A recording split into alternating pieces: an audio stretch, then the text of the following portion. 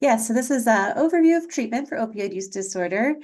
Big topic, really brief talk. So it'll just kind of get at the bits that hopefully give a general overview. If I can get the slides to, there we go. No disclosures. The objectives today are to describe the 3 FDA-approved meds for treatment of opioid use disorder, help your patient choose which method might be best for them, and then identify some additional therapeutic interventions that can be helpful for those on medication. So again, opioid use disorder per our DSM-5 is a problematic pattern of opioid use leading to clinically significant impairment or distress. And here you can see some varieties of fentanyl and black tar heroin as well. We won't go into the different criteria here, but needless to say, it is important to establish the diagnosis based on 2 to 11 criteria. And identify the need for treatment and get them into it as quickly as possible. So this is just an overview based on the 2022 CDC data, which is gathered from the National Survey on Drug Use and Health. And again, this survey tends to underestimate because it has limited sampling. But you can see here, and sorry, it is kind of small in the text, but of the adults who needed opioid use disorder treatment, which was about 9.3 million based on that survey. Only about half received it. And here you can see the breakdown of they didn't perceive a need for treatment, but a small amount, 2% perceived a need for treatment. And of those who received treatment, 25% of the original with opioid use disorder got medication for it. And here are some ideas as to why that is and what the breakdown was, but you can see that it was higher percentage in men than women and tend to be in the middle age group of those who received treatment. And also that there was less treatment in populations where it was significantly needed. Specifically, there were more overdoses affecting a greater proportion of African-American individuals, but they received a smaller percentage of treatment. And also adults who had severe OUD, so again, that's more than 6 of those criteria from DSM-5, of those less than half received medication. So there's a lot of work to be done. Why do these gaps persist? It ranges. There are persistent beliefs in the community, also in the medical community, equating medication to continuing drug use. So we have a lot of work to do to dispel that misunderstanding. There can be limited access to opioid treatment programs for people who need methadone. There can be limited access to buprenorphine too, based on what's available at a particular facility or pharmacy. We know that we've run into shortages. There can be payer restrictions on certain forms of buprenorphine. And then we do worry about this ongoing lack of experience and understanding and comfort with providers with prescribing.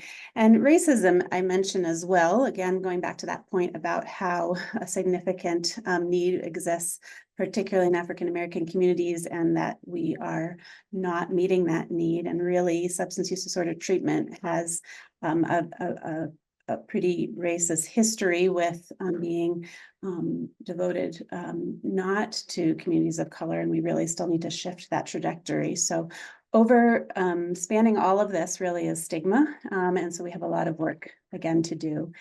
This slide that Dr. Bott had in his original set, I still like, from the neuropsychiatrist, Dr. Walter Ling.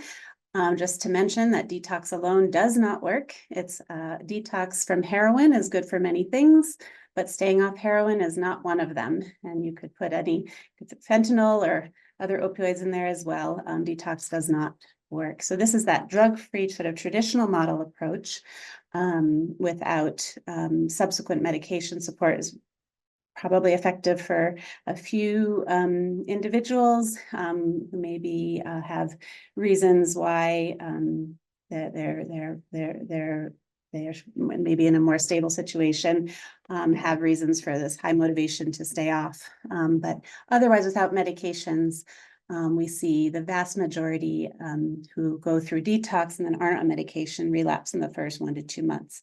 And that of those who relapse, some will die of overdose. So this study, which would not be repeated now, from 2003, but is often cited from Kako et al., showed buprenorphine maintenance. So you can see that on the top. Some were randomized to detox, and those who were randomized to this detox over 1 week and then received placebo, of those, there were 4 deaths. So we're going to breeze through. Some of these slides are rather wordy, I apologize, but just to kind of get in some of the information on medications for opioid use disorder, we have 3 categories, and so we'll go into each in the next few slides. So methadone, which is depicted here in red, which is showing that it is a full agonist and is stimulating the mu receptor up to 100% activation, versus buprenorphine, which is brand name Suboxone is one, often recognizes that, our partial mu agonist. And so this has that ceiling effect, which is because it's not stimulating all of the receptors. And then naltrexone, which is our mu receptor antagonist, so blocks it. And then we'll talk a little bit about how to choose which medication is best. It's really a shared decision-making process, but it depends on a variety of things, ranging from access to medication. Can someone store it safely? Maybe they have some medication interactions we need to keep in mind. What prior treatment experience was, and what worked, what didn't work. And then, of course, personal preference, which may include job requirements too. So for methadone, we know, again, this is our full mu opioid receptor agonist. It's a Schedule II med. This was first approved for treatment of opioid use disorder and is just dispensed for that purpose at opioid treatment programs or methadone clinics. Has been shown, it's been studied a lot over decades, so we have a lot of data about it. But we have seen over time that it has a statistically significant decrease in heroin use and increased retention and treatment than methods that do not involve medication. You can see some of these older studies. I still think that they're useful to keep in mind because they show a lot of the other important outcomes of staying on methadone. Some from the 90s, this study on retention of about 60%, and that those who stayed in treatment for more than 4 years had a decrease in the injection drug use by over 75% and a decrease in crime. Another study showing the decreased risk of HIV transmission. And we know that decreased mortality from opioid use disorder is key as to why it's important for patients to stay on treatment. Some of the barriers and considerations for patients and providers to recognize it is out of the medical mainstream. And so patients need to be seen at an OTP. There can be stigma, unfortunately, still of having to go to a special clinic. Even the location of the clinics tend to be on the outskirts. And so all of that transportation may be an issue as well.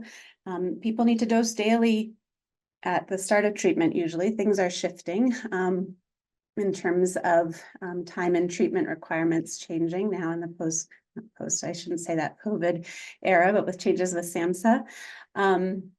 We need to gradually increase the dose, so it's not immediate that we find the therapeutic level, and that's due to the long and variable half-life of methadone and needing to dose safely.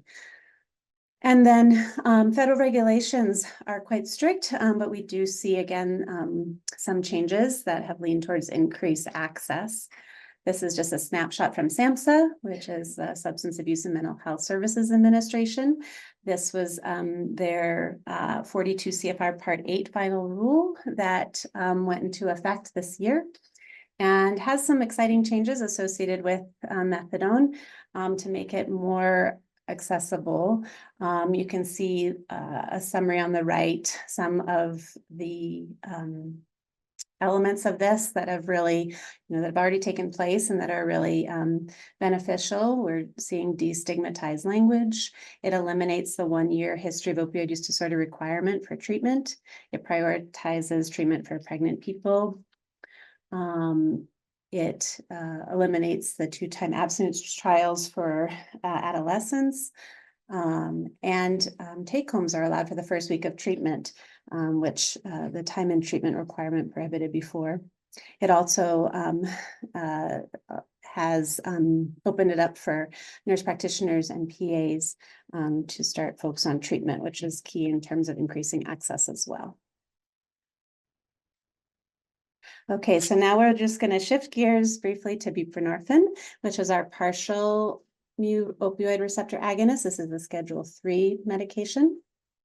It was approved first for OUD over 20 years ago, following that Data Act, which we've all sort of let float to the recesses of our collective memory, where we needed to have the X waiver, and first just physicians could prescribe, and then opened up with the CARE Act in 2016, I believe, for NPs, PAs, midwives to prescribe.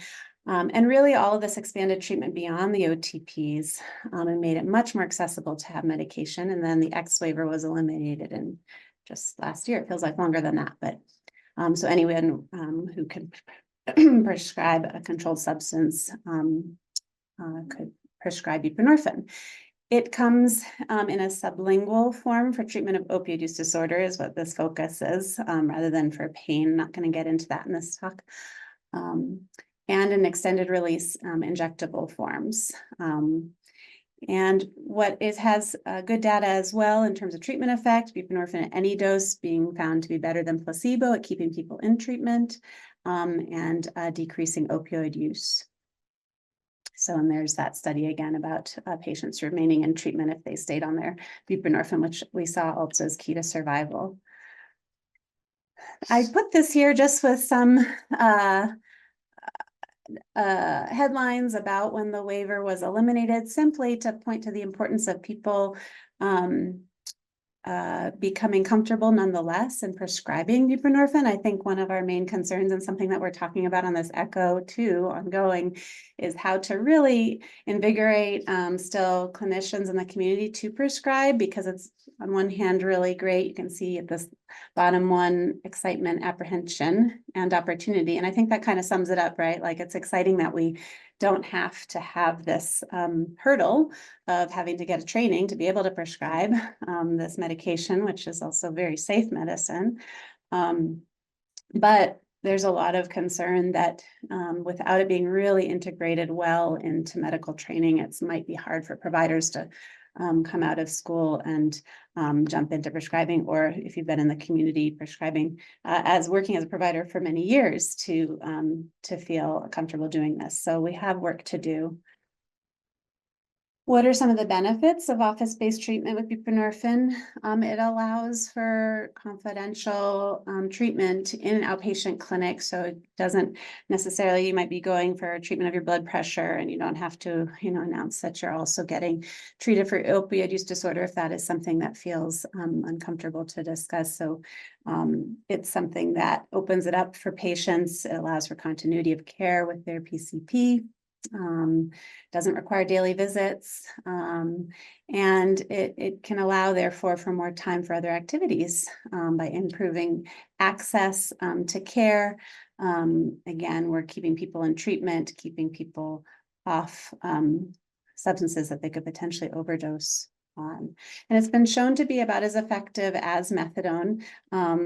Some less treatment retention, as you can see from that Cochrane review. And that's likely due to the structure, really, that's involved with the methadone treatment programs, possibly some of the full agonist effect of methadone as well.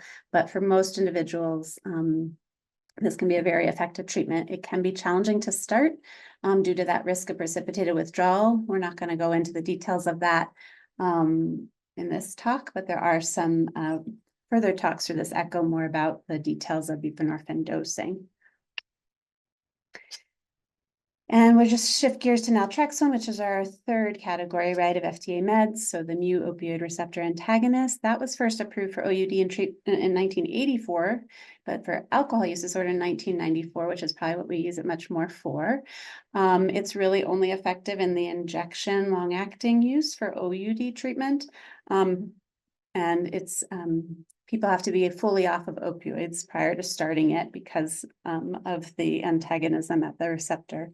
So I'm going to just kind of skip ahead rather than reading through the studies supporting its effectiveness, but it has been found in a couple of really great studies head-to-head to be as effective as buprenorphine. However, the trick is getting started on it, and the outpatient setting can be difficult. So kind of summarizing a few more thoughts on medication, it can be one part of more comprehensive treatment. And Dr. Plum will go into that too more here in a minute. It's often the hook that leads to treatment engagement, which can be nice to pair it with treatment for other chronic conditions like PTSD, Hep C. And it can really also be most beneficial if, as with many things, we're working on other social determinants of health, such as housing, and then in positive social networks, relapse prevention skills, etc. Okay, so how does one choose which of these to go with? So if we're looking at antagonists versus agonism, partial agonist effect, patient choice does matter. I will say that the vast majority of the time we're going with that purple list, buprenorphine or methadone, but there may be some people who are just not interested in that or don't want to be on an agonist. They may be in professions where agonist is controversial. They may have tried agonist treatment and just not found that it's helped them, and they want to try something different. They may be people who have been off of opioids for a long time, but maybe at risk for relapse. And so potentially starting an antagonist might help as a deterrent. And then just looking at the right, again, patient choice is the key here. So kind of having that conversation. I'm sorry if you're hearing the very loud plane landing at the airport beside me. I'm hearing it. But really we would consider this as first choice with everyone with opioid use disorder, given the demonstrated survival benefits. But certainly for folks who have a history of overdose, especially if that happened after detoxification, and not being on medication, which hopefully, won't happen, but still may. And then certainly if they have serious mental illness or they've had psychiatric illness that's emerged after previous detoxification. And then patients who have chronic pain, again, that's a whole nother talk, but they can benefit from this as well, and pregnant people. I'm going to kind of skip through this just to make sure we leave time for Dr. Plum's slide and then our case. But basically, when people are trying to decide between methadone and buprenorphine, there are several things to consider. The safety effect, certainly of that partial agonism. Sometimes methadone carries other medical risks to consider affecting the heart and perhaps interactions with medications. And then there's the consideration about precipitating withdrawal, which is can happen with buprenorphine and not with methadone. So there are some things that patients may kind of want to discuss if they're on the fence about which to start. And then I just mentioned the mother study at the end, because both buprenorphine and methadone safe in pregnancy. The mother study did show that buprenorphine had less hospital stay and dosing for the neonates. So sometimes that factors into someone's decision in pregnancy to start. This is just a slide kind of summarizing again the prior slide. And then how long do I stay in treatment on medication? Really for as long as there's benefit. So sometimes people will come in and want to know how long do I have to be on this, and are again kind of in the background. That's always seems like they may be equating it to taking the substance. And so I'm trying to have a conversation with them about that, so that they don't feel that pressure to get off of it, at least not immediately, and really not put it in terms of a time, like a days, weeks, months, years time frame, but more in terms of like social stability. And if they do choose one day to come off, we can help them, but that it really needs to be when things have shifted in their lives. Oh gosh, there were a couple more slides. We're almost there.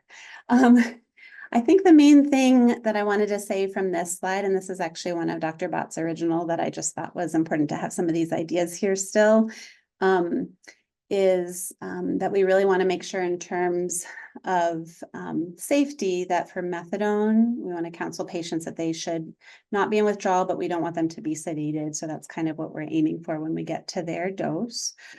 Cravings may not go away completely when we're at the right dose, and so that's where the counseling can be really beneficial too. And then we needed to monitor periodically, especially at higher doses, that EKG for methadone.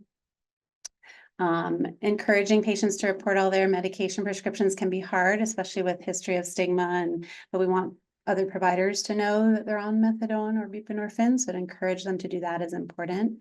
Remembering they can't combine naltrexone with other opioids, so we like to have them have a card on them if they are on naltrexone and needed emergency like pain medication is important as well. And then I guess the other point that in terms of deciding between buprenorphine and methadone is that because of that partial agonism and risk of precipitated withdrawal with buprenorphine, it's hard to switch from methadone to buprenorphine. It can be done, but you run into that risk. Whereas the other way around, if you start with buprenorphine and then decide to transition to the full agonist, you don't run into that risk. You still have to like scale up gradually on the methadone, but that is probably another reason why, if you are going to choose one, then starting with buprenorphine, it's easier to have that option to move to the other if need be. And then this is just a plug for integrated clinics, at methadone clinics that are associated with better rates and treatment and other conditions. So trying to get people treatment for their primary care, infectious disease, family planning, dual diagnosis, all under one roof can be very beneficial. And now, without further ado, I'm going to transition to you, Dr. Plum. Thank you so much, Dr. Jacobsohn. I'll try to be expeditious here. And this is just to really briefly go over the psychotherapy options that are a complement to MOUD. And I'll be brief and let me know if I can elaborate on anything. I do really want to just highlight that we're going over these always as a complement to MOUD. It should never be a replacement. We always want to prioritize the medication. So first of all, motivational interviewing and motivational enhancement therapy. We include those because at the beginning of treatment, quite a lot of patients are still ambivalent about whether or not they want to follow this path and about whether they're willing to adhere to the medication and the treatment recommendations. So making sure that we help them cultivate the motivation can really help them to stick to it and get the best benefit out of it. With cognitive behavioral therapy for OUD, the main bulk there is about relapse prevention training. If you've been on these echoes for a while, you probably know a lot about relapse prevention. It really has to do with managing whatever cravings may remain, which is still the case for some patients with MOUD, and then learning about how to identify triggers, how to change lifestyle and behavioral factors to make recovery a smoother and stronger path. In terms of the community reinforcement approach and the adolescent version for OUD, that really focuses on building up what's called the natural or pro-social reinforcers in a patient's life in order to make sobriety more rewarding. So it's an interestingly sort of holistic, very psychosocially focused approach. Some really good evidence there, and a great complement for it is specifically developed for CRA, and that's community reinforcement and family training, or CRAFT. And that's for the patient's family members or loved ones. That teaches them skills that helps them on the other side to support the patient and ensure that they're getting really effective support in their recovery. I did want to note acceptance and commitment therapy, or ACT, for chronic pain. That's not one we might conventionally think of as directly being for OUD, but to Dr. Jacobson's point about the fact that psychotherapy has a really important role to play in terms of addressing comorbid conditions and underlying factors that led to the substance use disorder in the first place. Chronic pain, as we all know, is a really big one with opioid use disorder. ACT for chronic pain currently has the best evidence base for managing chronic pain. It's superior to CBT for chronic pain. And the difference between ACT and CBT in terms of how it's applied, interestingly, has to do with, rather than trying to control pain or reduce pain symptoms, it's really about helping support patients in living a very full life alongside their pain symptoms. The idea being that when people overly focus on managing pain symptoms, they actually increase the focus on pain itself. So they're sort of more immersed in the sensations of pain, and also they tend to shut down on activities that are important to living a meaningful life, like seeing families and friends and engaging in work. And that in turn can lead to depression and anxiety, which by extension create more inflammation and can exacerbate the chronic pain. So ACT is really about living a very full life alongside those pain symptoms. Group treatment for substance use disorders in general is indicated. It has great support. For opioid use disorder in particular, it can be helpful, particularly because of the stigma around MOUD that we've talked about and the role of normalization and validation that a group can offer that a single provider usually cannot compete with.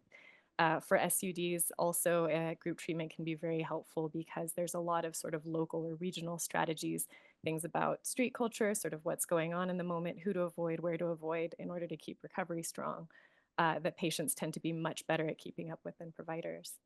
Contingency management is about incentivizing behaviors that promote recovery.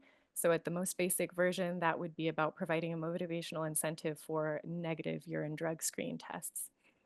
And that can help incentivize patients to keep up with their medication approach and hopefully also with psychotherapy if that's part of the picture.